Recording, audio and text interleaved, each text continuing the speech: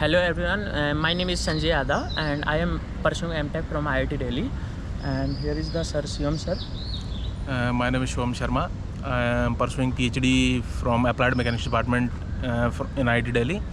This is the third year of my PhD. Currently, I am pursuing in the field of computational fluid dynamics. Pursuing research in the field of. तो sir अभी आप third year में हो, तो आपको initially आपने यहाँ पे आने से पहले क्या एक्सपेक्टेशन थी आपकी पीएचडी करने से पहले, और आपने यहाँ पे रिसर्च स्टार्ट किया तो अभी उसमें क्या प्रॉब्लम फेस हुई आपको? जनरली वैसे तो जो ये क्वेश्चन बहुत बड़ा है, तो मैं इसको वैसे तो दो पार्ट में कट कर दो, थोड़ा छोटा करके बोल दो। जैसे कि मैंने ये मेरी सेकंड पीएचडी है। इससे पहले मैंने मतलब पीएचडी आईआईटी रुड़की में कर रहा था। फॉर सम रीज़न वहाँ पे सिचुएशन वर्कआउट नहीं हो पाई। मेरे प्रोफेसर काफ़ी अच्छे आदमी थे, I won't name him, but he is a very good person, but for some reason वहाँ पे सिचुएशन वर्कआउट नहीं की। तो दिस माई सेकंड पीएचडी। तो उस हिसाब से मैं तुमको बताऊँगा दैट इंडियन इंस्टीट्यूट्स में रिसर्च भाई हो जाती है, बट ब्यूरोक्रेटिक इश्यूज़ आते हैं। बेसिकली अगर आप देखो तो you have to face both your research problem as well as you have to fight the system. Other than that, if you have dedication, perseverance, मतलब आप अगर आप में मोटिवेशन है तो प्रॉब्लम सॉल्व हो जाती हैं। सच कोई मेजर इशू नहीं है। और जो जनरल प्रॉब्लम को तो आपको सब जगह पे देखनी पड़ती हैं, जैसे फंडिंग प्रॉब्लम है या और जो ब्यूरोक्रेटिक डिले, ये तो आपको सब जगह पे कॉमन रहती है। बट सर आपको यहाँ पे अभी रिसर्च वर्क कितना करना पड़ रहा है, यहाँ पर कितनी प्रॉब्लम आ रही है? आपने 2 ईयर कंप्लीट कर लिया, अभी थर्ड ईयर है, तो फर्स्ट ईयर में क्या होता है बेसिकली पीएचडी में? तो इससे मैं शुरू से बता देता हूँ। तो आप जैसे आईआईटी से पीएचडी कर रहा हूँ, तो फर्स्ट ईयर में you have to do course work. After that you have to prepare for a comprehensive examination. This is common for every IIT. As I have done my research, I have also applied for PhD in some other IIT. वहाँ पे भी यही system होता है। Basically आपको हर institute में ही होगा, आपको फर्स्ट ईयर कोर्स वर्क करना होगा, जो क्रेडिट रिक्वायरमेंट वो फुलफिल करनी होगी। उसके बाद आपका एक कॉम्प्रिहेंसिव एग्जामिनेशन होता है। उसमें आपको जो जैसे कि जो भी आपका जो रिसर्च टॉपिक है उसके बारे में थोड़ा आपको एक डिटेल्ड प्रेजेंटेशन देनी होती है। प्रेजेंटेशन में आपका ओरल और रिटन दोनों होता है। तो ये फर्स्ट ईयर का पार्ट होता है। इसके बाद जो हम प्रॉब्लम होती है, हमारी जो प्रॉब्लम हम सिलेक्ट करते हैं पीएचडी में, और जो हमारे ऑब्जेक्टिव्स होते हैं, ऑब्जेक्टिव डिफाइंस हो जाते हैं जब ये कॉम्प्रिहेंसिव एग्जामिनेशन, फिर उस पर काम करना होता है। तो बेसिकली सेकेंड ईयर से आपका रिसर्च स्टार्ट होता है। इंडियन इंस्टीट्यूट्स में लॉजिकली सेकेंड ईयर से ही चालू होता है, unless you are from IIT और आपका 8.5 पॉइंटर हो या 8 pointer depending on the institute. उस कंडीशन में आपकी कोर्स वर्क रिक्वायरमेंट हट जाती है। तो ये एक्सेप्शन होता है जहाँ आपको कोर्स वर्क नहीं करना पड़ता। अगर आप आईआईटी से और 8.5 के अबोव है तो आपके कोर्स वर्क, तो आपका कोर्स वर्क वेव ऑफ हो जाता है। उस कंडीशन में आपको कोर्स वर्क नहीं करना पड़ता, डायरेक्ट आप रिसर्च बट कॉम्प्रिहेंसिव एग्जाम देना पड़ता है। वो हर स्टूडेंट को देना पड़ता है कॉम्प्रिहेंसिव एग्जामिनेशन। लेकिन अभी आपको कितना काम करना पड़ रहा है सेकेंड ईयर से जब आपने स्टार्ट किया? आप जैसे काम की बात कर रहे हो या इनडायरेक्टली रिसर्च की बात अगर अपन करें तो डिपेंड करता है भाई आपका टॉपिक क्या है। जैसे कि मेरा है कंप्यूटेशनल वर्क। कंप्यूटेशनल वर्क में थोड़ा सा अगर मैं बोलूँ compare to developing experimental rig, थोड़ा सा काम कम हो जाता है। या अदरवाइज अनदर एक्सेप्शन इज, अगर आप कंप्यूटेशनल काम ही कर रहे हो और अपना कोड डेवलपमेंट कर रहे हो, उसमें भी काम काफ़ी होता है। बट अभी कौन से सॉफ्टवेयर पे काम कर रहे हो अभी रिसेंटली? मैं जनरली कंप्यूटेशनल फ्लो डायनेमिक्स का काम कर रहा हूँ, but open source code use कर रहा हूँ, ओपन फोम। और अब जैसे आपने पूछा तो मैं थोड़ा बता दूं कि पहले सॉफ्टवेयर से पहले तो मैं अपना थोड़ा रिसर्च के बारे में बता दूं।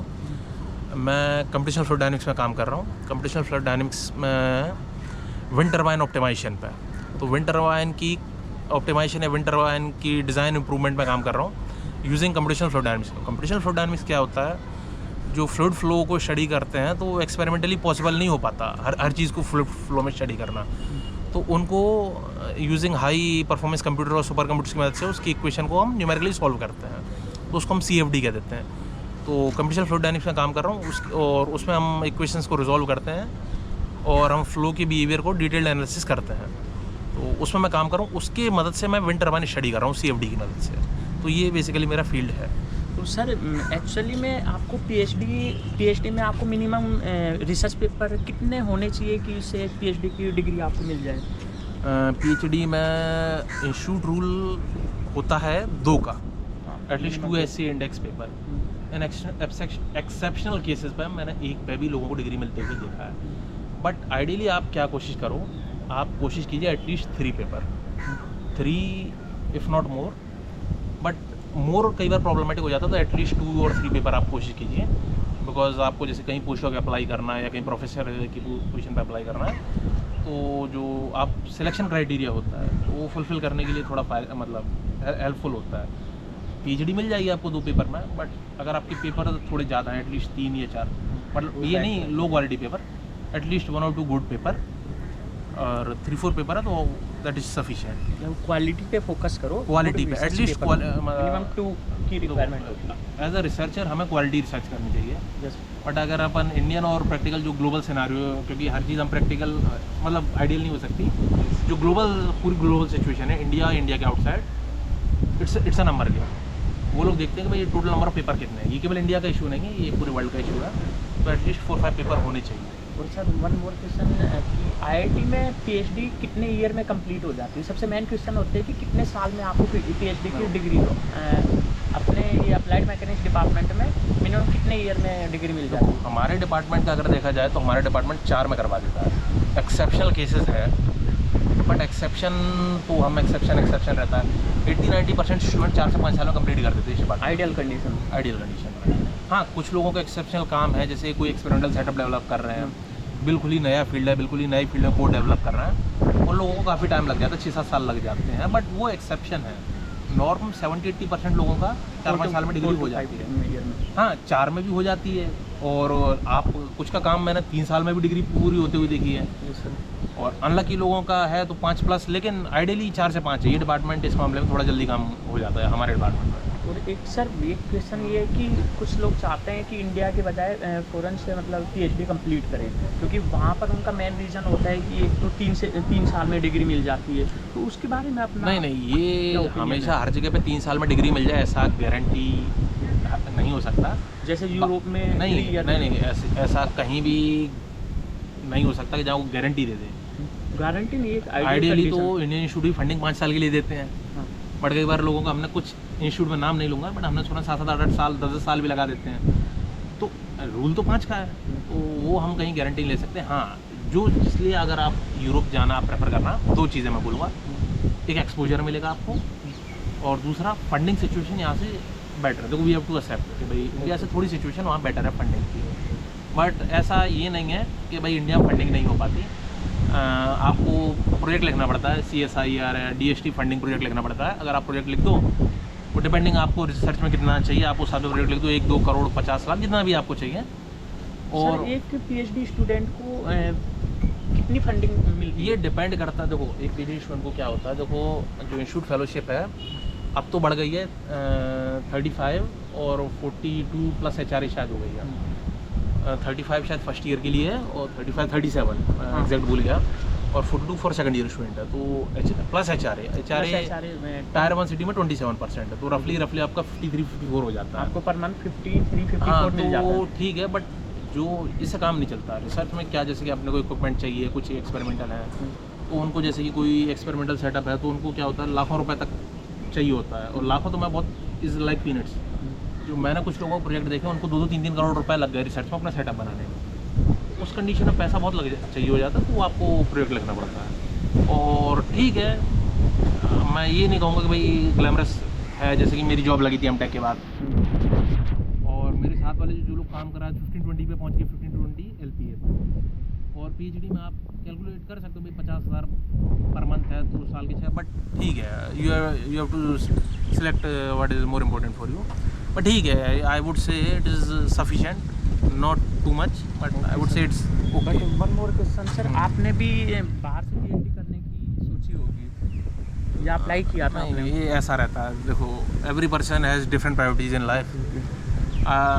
कुछ लोग इंडिया के बाहर प्रेफर करते हैं।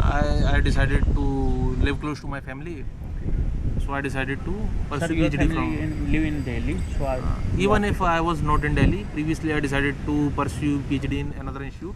Okay. That was also an IIT, which was close to Delhi. Okay sir, one more question. आपने बेसिकली पीएचडी करने का मेन मोटिवेशन क्या था आपका? मोटिवेशन ये था, बचपन से शौक था रिसर्च का। अच्छा। आइडियली लोगों को नहीं होता। मैं यही कहूँगा भाई कि अगर आपको पैसा शौक है तो बीटेक अच्छे से कर लो, और जो आजकल मार्केट में चल रहा है कोडिंग वगैरह जो चल रहा है, इंस्टीट्यूट में नहीं भी हो तो भी आपकी लग जाती है। आईआईटी के नाम से अच्छी आईआईटी, अगर आप आईआईटी में नहीं भी हो, आप नॉर्मल इंस्टीट्यूट में भी हो, आप एनआईटीज़ में हो या प्राइवेट इंस्टीट्यूट में भी, मैंने लोगों को 10, 12, 20 यहाँ तक मैंने प्राइवेट इंस्टीट्यूट तक के लोगों को क्वालकॉम जैसी कंपनी में 40 LPA तक में पहुँचते हुए देखा है। तो ये आपको बीटेक ढंग में करनी पड़ेगी। मतलब वही है कि आपको उस चीज़ की नॉलेज होनी चाहिए। एआई की एमएल नहीं, वो जो बंदा है वो कुछ और कर रहा था, बट मतलब वो भी सीएस में उसे फोकस करा, ग्राफिक ड्राइवर डेवलपमेंट वगैरह जैसी चीज़ पर। तो मतलब आपको फोकस, मतलब स्किल गेन करने पड़ेंगे। और अगर आप, बात ये है कि आपका क्वेश्चन क्या था एक बार? कि आपका पीएचडी करने का मेन मोटिवेशन क्या तो था? ये मेन मोटिवेशन मेरा क्या था, मुझे रिसर्च में जाना था। अच्छा। तो मैंने एमटेक की, एमटेक के बाद जॉब लग गई, और मुझे दोनों ये चीज़ें एक साथ मिली। जॉब का भी ऑफ़र मिला और मुझे एक दूसरे इंस्टीट्यूट से पीएचडी का भी ऑफ़र मिल गया। तो आप एक टाइम पे एक ही चीज़ कर सकते हैं। तो आप अपने मैंने सोचा कि भाई इंटरेस्ट के हिसाब से पीएचडी को एटलीस्ट ये भी ट्राई करके देखते हैं। तो मैं ये बोलूँगा, I am not unsatisfied, but बचपन का सपना था वो कंप्लीट होने जा रहा है। एक नाम के आगे डॉक्टर लग जाएगा, अब चाहे उसकी वैल्यू हो चाहे नहीं हो। तो सर, आप पीएचडी के बाद में पोस्ट डॉक करोगे, किस फील्ड में जाना चाह रहे हो आप? प्रेफरेबली एकेडमिया, बट अगर एकेडमिया में नहीं हुआ तो फिर मुझे कोई इशू नहीं है। मैंने मतलब रेलेवेंट स्किल्स गेन किए हैं। क्या है, can also switch to industry, और जो कि CFD फील्ड है वो डिमांड है मार्केट में। I am also, but I will prefer academia. और सर, एक क्वेश्चन ये है कि आपने यहाँ पर पीएचडी कर रहे हो, तो यहाँ पर बेसिकली आपको क्या क्या प्रॉब्लम आ रही है पीएचडी में? ये तुमने पहले भी पूछ लिया, बट अगर अपन देखें तो वही बोला, थोड़ा फंडिंग प्रॉब्लम, मतलब इतना नहीं है। मतलब मेरे केस में क्या है ना, दिल्ली तो अभी नंबर 1 पर है। हाँ, नहीं, ऑल ओवर इंडिया। मेरे केस में फंडिंग प्रॉब्लम नहीं, क्योंकि मेरा कंपटीशनल काम था, बट थोड़ी बहुत ज़्यादा नहीं। दूसरा क्या होता है, डिप्लोमेटिक हाइडल्स आते हैं, वो तो इंडिया है, ये तो इंडिया के लिए कॉमन है, तो मैं इतना चिंता नहीं, मैं तो पॉजिटिव आउटलुक लेता हूँ चीज़ों में, तो कोई प्रॉब्लमेटिक नहीं है मेरे लिए। हाँ भाई, कुछ लोगों को मैंने देखा, भाई अब हमारे के लिए नहीं कह सकते, इंस्टीट्यूट में कुछ को बहुत एक्सट्रीम प्रॉब्लम आते हैं। बट अगर तुम जैसे मुझसे एडवाइस पूछो कि मैं क्या देना चाहूँ किसी को, तो योर सुपरवाइज़र मेक और ब्रेक योर PhD, बस यही सबसे ज़रूरी एडवाइस है। Choose your supervisor very very very carefully.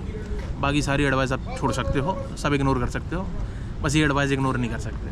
और सर, मेन क्वेश्चन की अभी कोप के राउंड चल रहे हैं एमटेक एडमिशन के, तो एमटेक स्टूडेंटों के लिए आपकी क्या ओपिनियन है जो एमटेक में एडमिशन ले रहे हैं IIT दिल्ली में, तो उसके लिए आप क्या बोलना चाहोगे? अब जो लोग एडमिशन ले रहे हैं उन लोगों के लिए 2-3 एडवाइस हैं। मतलब एमटेक जब आप एडमिशन लेना तो कोर्स वर्क को थोड़ा सीरियसली लेना, एटलीस्ट 7.5 पॉइंटर बनाना, अदरवाइज़ आप प्लेसमेंट में नहीं बैठ पाओगे। और जो आपका प्रोजेक्ट है उसको अच्छे से करना, और प्रेफरेबली ब्रांच ऐसी मत लेना कि सिर्फ IIT का नाम मिल रहा है, प्रेफरेबली ऐसी ब्रांच लेना कि थोड़ा इंटरेस्ट भी हो।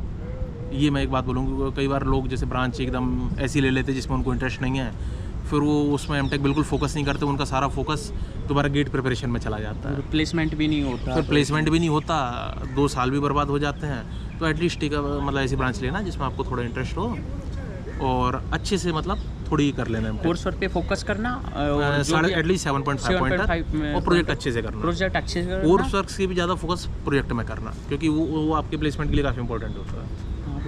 प्लेसमेंट में मेनली इसी पे काम। और एमटेक में आए हो तो प्लेसमेंट के लिए आए हो। हाँ, एमटेक में सभी स्टूडेंट का मेन रोल होता है प्लेसमेंट करना ही। और ज़्यादा डेयरिंग हो लाइफ में तो PhD करने आ जाओ। हाँ, बट मैं मना करूँगा। सही है सर, आपसे मिलके बहुत अच्छा लगा, thank you sir. Okay, bye bye. Please video को लाइक, शेयर और सब्सक्राइब करना।